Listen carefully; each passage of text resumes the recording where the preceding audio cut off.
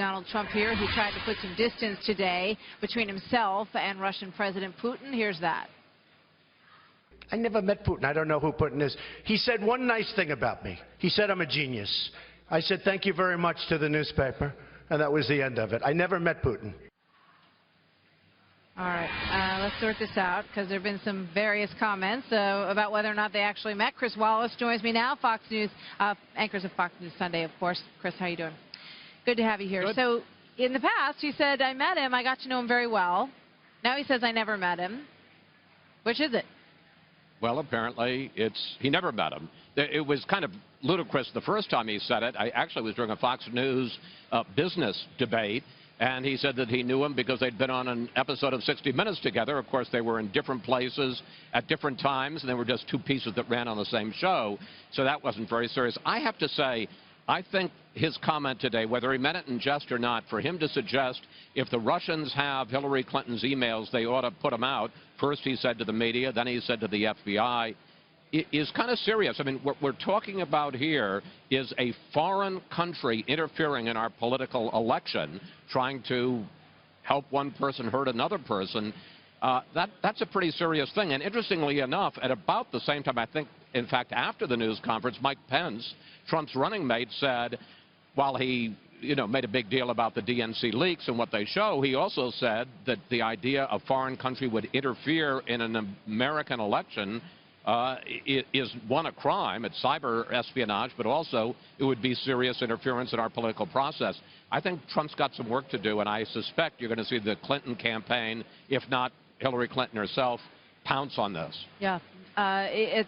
It feels like the Clinton campaign has tried to make it more about the Russian hacking than the contents of the email. That's been sort of their spin. But as you say, if it does turn out that they were the people who hacked into these and that they did it for that reason, I don't know if we're ever going to know, what their motivation was or whether they actually did it. But let me just quickly say this. I mean, yeah. One of the points that the Clinton campaign is trying to make about Donald Trump is that he's not up to being commander-in-chief. He isn't careful enough. He doesn't know enough.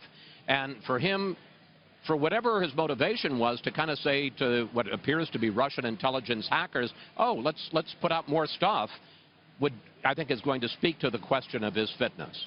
All right, let's listen to this morning. President Obama talking about this election and the tenor of it. Let's listen. We'll get Chris's thoughts. What I think is scary is a president who doesn't know their stuff and doesn't seem to have an interest in learning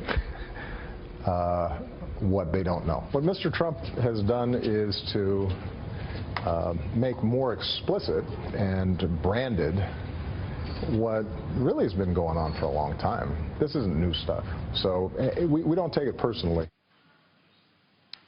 What do you think? Is he going to just eviscerate Donald Trump up there tonight?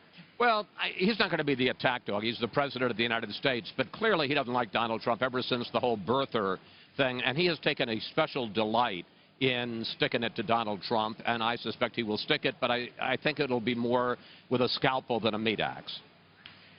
I'll be curious to see tonight how hard he goes after him, because when you look at it, some people said, oh, if Elizabeth Warren were the VP, she seems to relish attacking Donald Trump. But who's the attack dog? Who's the person who's going after him? It appears to me like President Obama was warming up to that tonight. Well, ultimately, it's going to have to be Tim Kaine, and I think you'll see Hillary Clinton do some of it. She has not been shy in her recent speeches in going after on both the economy and also on foreign policy what she sees as Trump's unfitness for the job. I think she'll continue that tomorrow night in her acceptance speech. Right.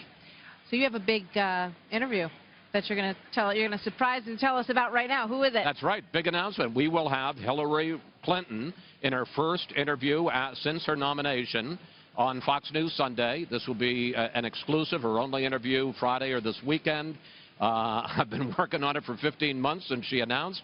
And what I've learned is, I've always learned, we've all learned, the value of persistence. You keep knocking on doors, nobody answers, and finally somebody opens the door. You got to pick the right time, the right pitch, the right person to speak to, and it all worked together. Well, obviously, it's a big deal because she's just coming off the nomination. Right. And last night was a very historic moment, no matter who you support out there in this election. To be the first woman to get a major party's nomination is huge.